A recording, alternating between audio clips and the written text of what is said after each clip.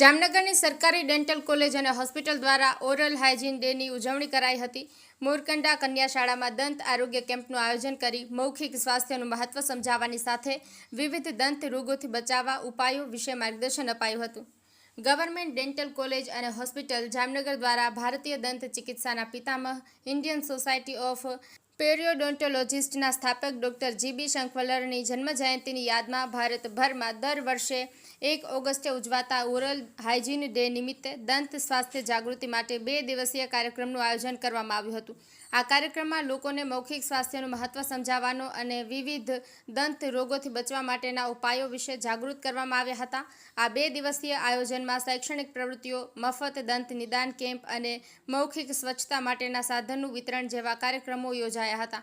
કાર્યક્રમના પ્રથમ દિવસે સંસ્થાના વર્ગ 3 અને વર્ગ 4ના કર્મચારીઓ માટે એક વિશેષ વ્યાખ્યાનનું આયોજન કરવામાં આવ્યું હતું, જેમાં ડૉક્ટર જલ્પક શુક્લ દ્વારા દાંત અને મોઢાની સંભાળ સાથે તેની થતા રોગો વિશે પણ વિસ્તૃત માહિતી આપવામાં આવી હતી। આ ઉપરાંત પર્યાવરણને અનુકૂળ એવા વાંસના ટૂથબ્રશ અને ટૂથપેસ્ટનું વિસ્તરણ કરી પર્યાવરણ અને દંત સ્વચ્છતાનો સંદેશ આપવામાં આવ્યો હતો। કાર્યક્રમના અંતે સંસ્થાના ડીન ડૉક્ટર નયના પટેલ દ્વારા મૌખિક સ્વાસ્થ્ય અને શરીરના અન્ય રોગો વચ્ચેના સંબંધ વિશે માર્ગદર્શન પૂરું પાડવામાં આવ્યું હતું।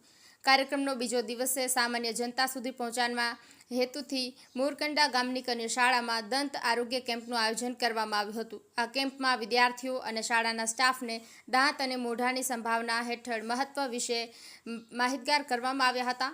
તમામના દાંતની તપાસ કરી જરૂરી માર્ગદર્શન આપવામાં આવ્યું હતું અને દાંત સાફ રાખવાના સોનેરી નિયમો શીખવવામાં આવ્યા હતા।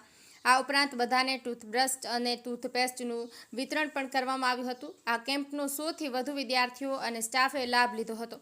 શાળાના આચાર્ય શ્રી વિવેક મરાસિયાએ પણ આ જનજાગૃતિ કાર્યક્રમ બદલ ડેન્ટલ કોલેજનો આભાર માન્યો હતો।